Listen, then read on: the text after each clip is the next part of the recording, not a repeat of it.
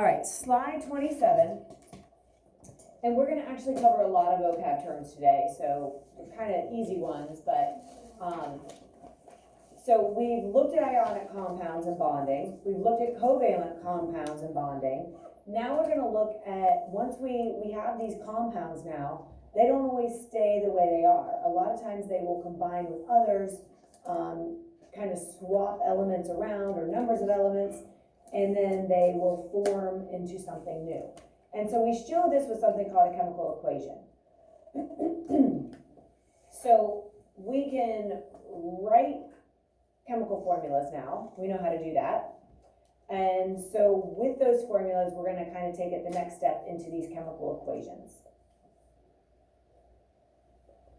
And so chemical equations are used to show how several different compounds are going to interact with each other. So here's what they look like.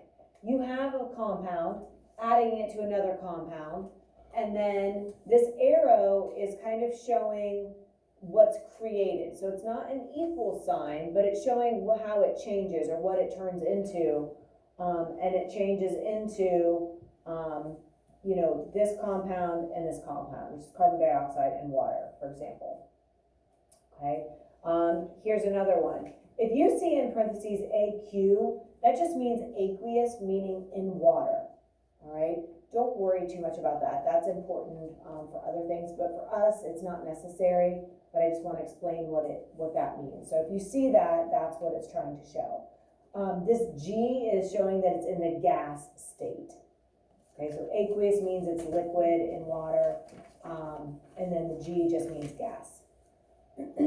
So again, you take a compound, it is going to react to form these other compounds. So it's just kind of a rearranging of how elements are combined. So it's still H's and O's, it's just how are they put together now. It's still CH's and O's, it's just how are they combined now. Okay, so a chemical reaction is where you have one or more substances that is changed into a new substance.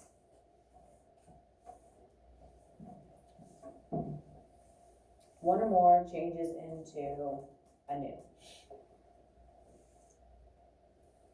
And we show this whole process using something called a chemical equation. So one example would be like putting fuel into your car. You put the gasoline or the diesel fuel into your vehicle, and then the motor burns that fuel, and in that combustion reaction, the fuel changes into different, like it basically gets broken down. Same thing happens when we eat food. The food is a chemical compound. When that compound gets put into our stomach acid starts breaking that food apart, breaking it into smaller pieces, and as that happens, energy gets released that our body is able to use for fuel. The reason that Moby was so freaked out with the shovel rusting is because he's made of metal also, so I'm assuming that's why he gets all nerved up about it.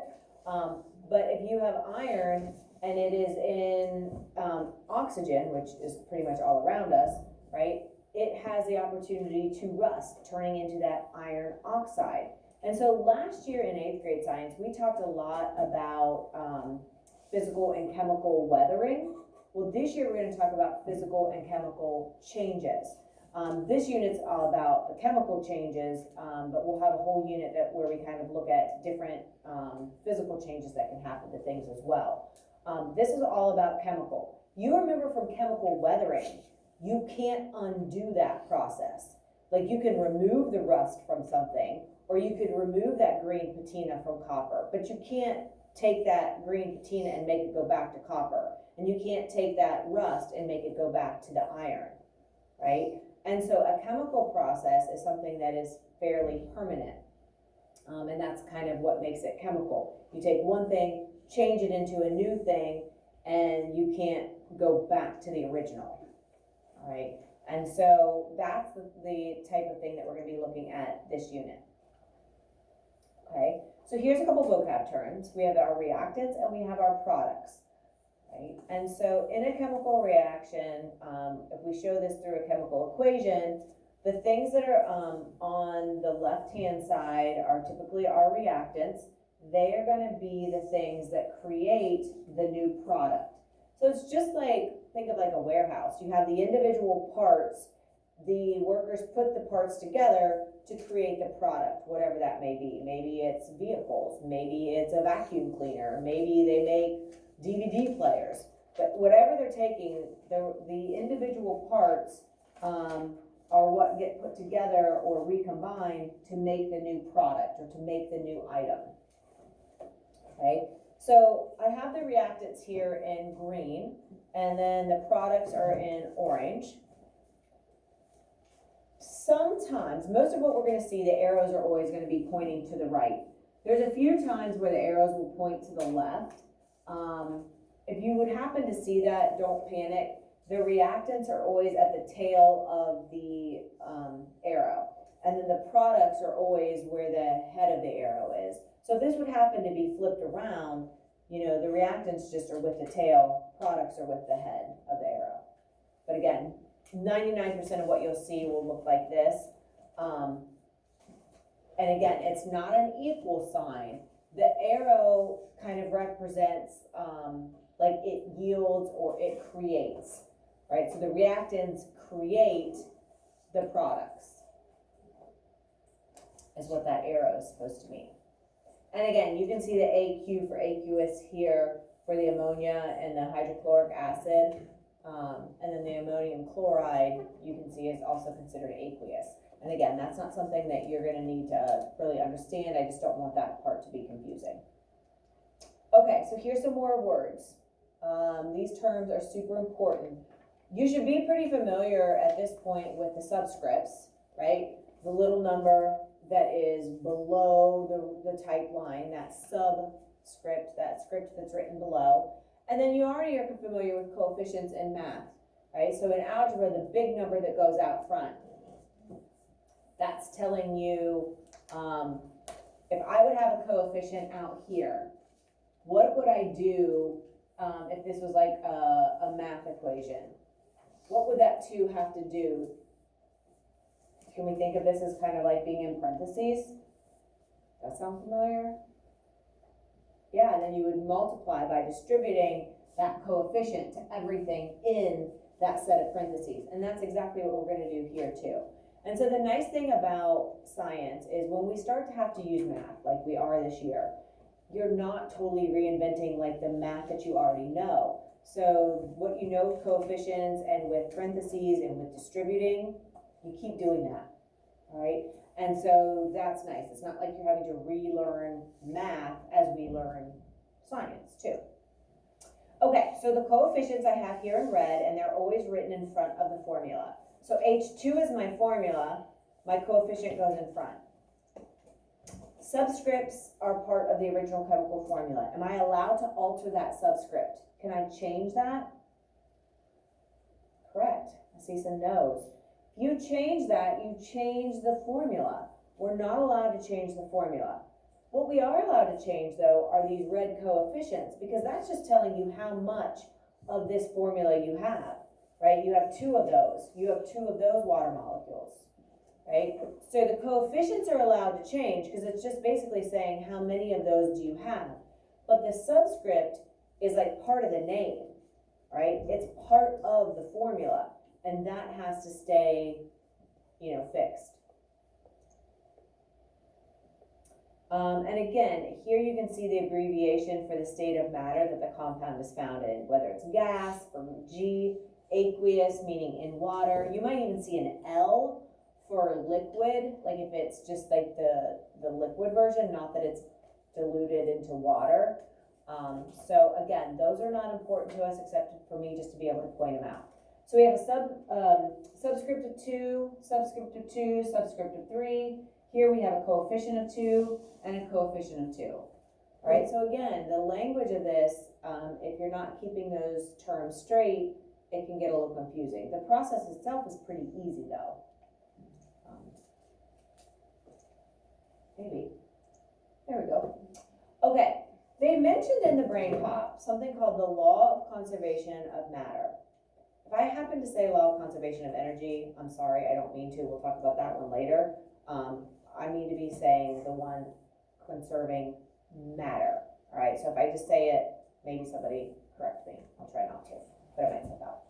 So the law of conservation of matter, meaning that energy can never be created or destroyed.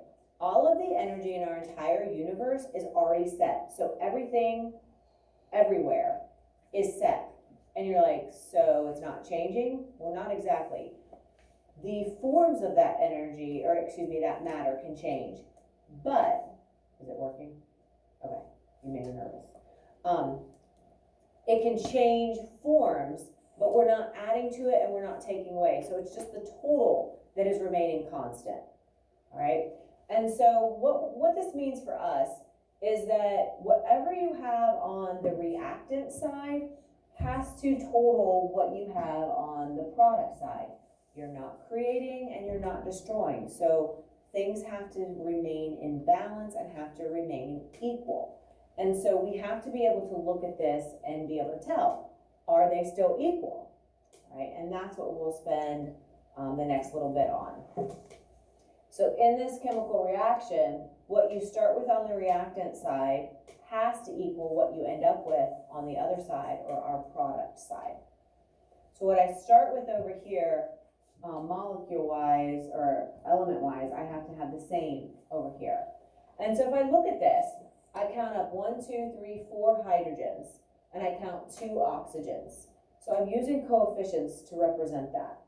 Then I look over here. Things have gotten shuffled and rearranged. I still have hydrogens and oxygens, but I'm still going to count up to see how many I have for hydrogens. I have 1, 2, 3, 4, and I have 1, 2 oxygens. 4 and 4, 2 and 2.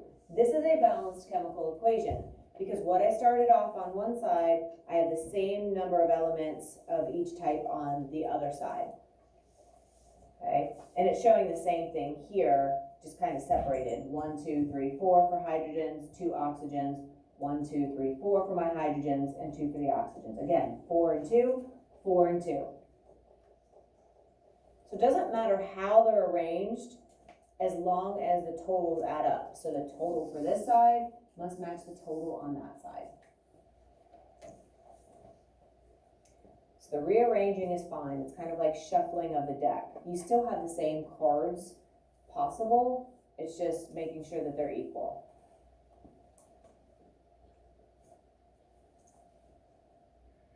And so when you get that shuffling of those elements on your reactant side, when they recombine, they make a new compound. So what you start with isn't always exactly the same substance that you end with. Now, is it made of the same possible elements? Yeah, you can't just like add in a carbon or add in a sulfur, right? If you don't have it here, then you're not going to have it there. So what you have on one side, you end up with total on the other side. It's just how they're possibly combined together is what's changed. Okay, so in a chemical equation that's balanced, the number and the amount of elements on the reactant side is equal to the number on the product side. Again, so the 4 hydrogens on the reactants, 4 hydrogens on the products, 2 oxygens on the reactants, 2 oxygens on the product. And if they're balanced, everything's good. It satisfies the law of conservation of matter. If it is not balanced, that's where we have to do some more work. Okay, and so a lot of times we will say, does it satisfy the law of conservation of matter? Is it balanced? Right, those are 2 ways of saying the same thing. They're balanced or they satisfy the law. And so if a chemical equation is unbalanced, then it means that the number or the amount of elements do not equal what's on the product side. Yes? Yes, I know, really quickly.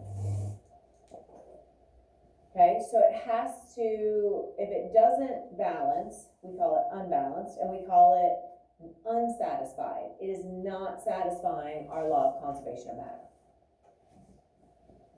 And I think that this is all pretty easy to understand. the process of getting things balanced, is just kind of like the video said, it's a little bit of trial and error, and that's what we'll look at more tomorrow. But there's another way that we can look at this here in a minute. So again, we can say it's not satisfied, we can say it's unbalanced or not balanced. All of that's meaning that things are not equal. Okay. The other way that we can look at this, right now we're looking at the type of elements. So we have hydrogen and oxygen, and then we're counting up how many of those elements we have. The other way that we can do this, oh, I'm ahead of myself, hold on. Oh, I'll wait on that. All right, so the first way we've talked about, there's two ways we can do this. The first way is we can count how many elements. 4 hydrogen, 2 oxygen, 4 hydrogen, 2 oxygen. That's just counting up elements. All right, so I see the hydrogen, I see the oxygen, so I have 2 total elements, and then I have 4 of them on the reactant side, I have 2 on the reactant side. Looking at my product side, I also have 4 and 2, so I know that these are equal. That's pretty simple. Okay, so again, the way this is written, we can say it is balanced, and we can also say that it does satisfy the law of conservation of matter. Now, looking at how we have this set up, right? We have to just include all the elements that I see. Well, I see a carbon, a hydrogen, and I see oxygen. I don't see anything else, so carbon, hydrogen, oxygen are my 3 elements that are involved in this chemical equation. Okay? Obviously, if I only have carbon, hydrogen, and oxygen over here, I'm only going to have carbon, hydrogen, and oxygen over here. I can't have a sulfur here, but not here, right? That would be like something being destroyed, and that's not allowed. Right? So if I have carbon, hydrogen, and oxygen on my reactants, I should have them on my product side, and I do. Okay, so anytime you have a formula that has a coefficient in front of it, you have to distribute that to the subscript. Basically, it's like thinking of this being in parentheses. Okay, and so what this would look like, oops, is putting parentheses around the formula, just like you would in math. And I think that those parentheses a lot of times really help people realize, oh, I need to take that coefficient and I need to distribute it to each of my subscripts. Okay, so like this. If I put parentheses right here, in my head that easily lets me see, oh, I need to take my coefficient of 2, multiply it by my subscript of 2, and so I end up with 4 oxygens, not just 2. Okay? I don't see any other coefficients in front of my formulas, so I don't need to do anything over here, but I see a coefficient over here, so that means I have to put parentheses here. Now I have to distribute that to each element in that formula. So 2 times my coefficient of 2 times my subscript of 2 gives me 4 hydrogens. My subscript of 2 also has to distribute to my oxygen, because what is the subscript that's really implied here? It's not written, but what's it really? What's it going to be? Good, thank you. It's going to be a 1. So if I take 2 times 1, that's how I end up with 2 oxygen here. Right, so 2 times 2 gives me 4. 2 times my 1 gives me 2 more oxygens, right? But I also have 2 oxygens over here. So 2 oxygens there and 2 oxygens here is how I end up with 4 oxygens total. Right, because we're looking at everything on this side. So the 2 from here, the 2 from here gives me 4. And then my 1 carbon, and then I also had my 1 carbon here. I didn't have it anywhere else. So you just have to list all of your elements, and then how many of each element do you see on each side? That's kind of what we're trying to get to have happen. okay? And so, that's what I just did with the oxygen. It says, also, if an element is in multiple formulas, you have to add them all up to get your final total.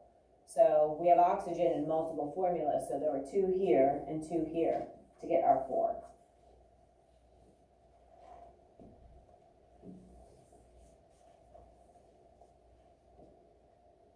You guys still with me?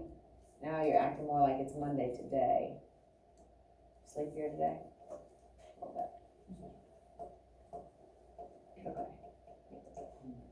All right, so if an equation is not balanced, this is the kind of trial and error that they were talking about on the video.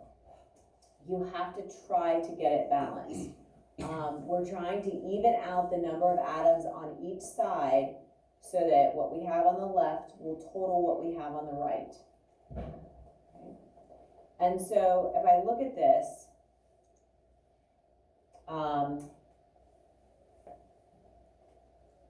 the only option that we have is to add coefficients in front of these formulas to help us balance, because I can't just change my subscript or I change my chemical formula.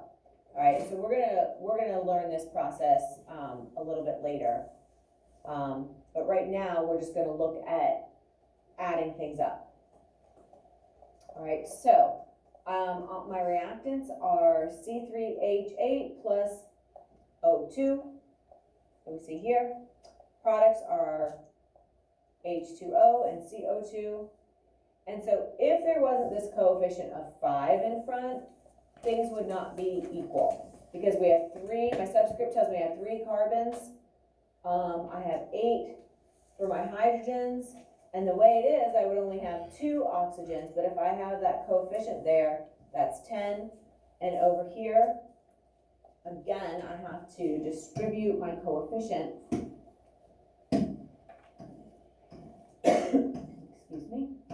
So 4 multiplies to my 2 to give me 8. My 4 multiplies to my 1 to give me, where's my hydrogen?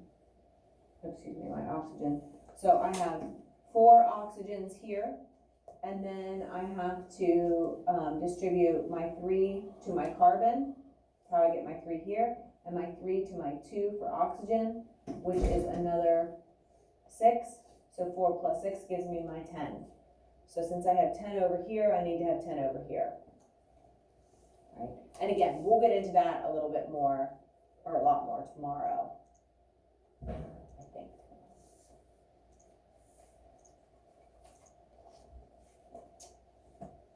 Okay. One other way that we can do this, and this is done more when you actually get into chemistry. For us, we're going to be looking at the atoms and counting up how many you have, like I just showed you. But there's another way to do this. If the mass is given, what you have for the mass on one side has to equal the mass total on the other side as well. All right, and so what this might look like is look at the masses in grams, and then I see that there's 100 grams here for the calcium carbonate, and then it reacts and creates calcium oxide and carbon dioxide. Well, I end up with 56 grams of the calcium oxide, and so to figure out how many grams of the carbon dioxide, what do you think we would need to do? If they equal, if you started with 100 grams, what would you do? Brady's saying you would need to subtract them, right? So if you started with 100 grams and you had 56 grams, to find the unknown amount that will give you a total of 100, just subtract the 2. Okay. So on the product, I see there's 56 grams of calcium oxide. So to satisfy the law of conservation of matter, whatever's on one side has to equal the other. So we have to take 56 and be able to add it to something to equal our 100 that we see on our product, or excuse me, on our reactant side. And so what can I add to the 56? Well, the way we can figure that is to do subtraction. So we can make this a simple, basically a simple equation. 100 grams equals 56 grams plus X, if X is our unknown mass for carbon dioxide. And so to do that, the inverse of adding is subtracting, so minus 56 from both sides, and we should be left with our mass of the carbon dioxide, which does give us 44. And then whenever I'm doing something like this, I like to just plug it back in and make sure that I did my subtraction or my inverse operation correctly. Excuse me. So if this is 56 grams, if I said that this is 44, when I add those together, I better get my 100, and I do. So it's a nice fail-safe just to double check yourself. And I know you guys don't like to do that because you're like, oh, it's another whole step. Okay, it takes 10 seconds, right? You are always allowed to use your calculator to help you with any of this. Okay, so again, this one is saying I had mercuric oxide with 100 grams of it on my reactant side. It's going to break down into mercury and oxygen. Here it's showing like the liquidy version of mercury and then the gas version of oxygen. That's why it's shown in that balloon. Okay, so again, I see I have 93 grams of product, but an unknown amount of oxygen. Well, they're supposed to equal 100. We can kind of set up the same way.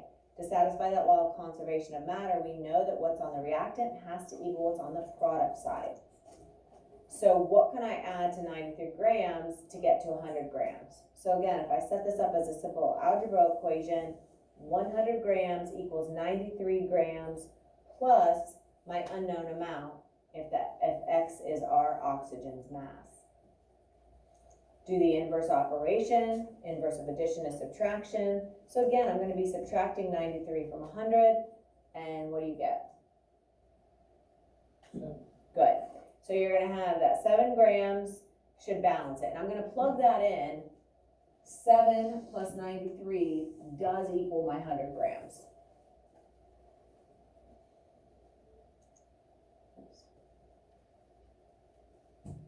Good? That is difficult as the math is going to get right now. We're either going to be just adding, like adding up elements, or we're going to be subtracting to find the mass of the unknown. Okay? And so, sometimes it seems like something has disappeared when really it is just changed into a gas. And if the gas is not captured or contained, it disperses. So it seems like it's disappeared, like it's gone. It's not really gone. If you have 100 grams of coal and it gets burnt completely, it looks like it's disappeared. We know the law of conservation of matter says that's not possible. That can't happen. So what's really happened is that the solid has turned into a gas. That gas is easily dispersed if it's not contained. So if it's contained within like this little glass dome, then we can see, even though you can't really see the gas, it's still registering 100 grams because whatever you started with has to be what you ended with, okay? And so a lot of times if it seems like something has disappeared or things are not equal, it's because some of the product has been transferred into a gas that is then not as easily measured just because obviously it's in the gas form. Okay, so one side has to always equal the other. Sometimes the mass is no longer seen. It's not registering the same way as a liquid or a solid would, but it's still really there. And so that's why some people are like, law of conservation of matter did not get satisfied that time. And it's just because something is turned into a gas. Okay. All right, we're going to get into the process of how, if something is not satisfied, how do we get it satisfied? How do we get that equation to be balanced? And that's what we'll look at tomorrow. So we will stop there.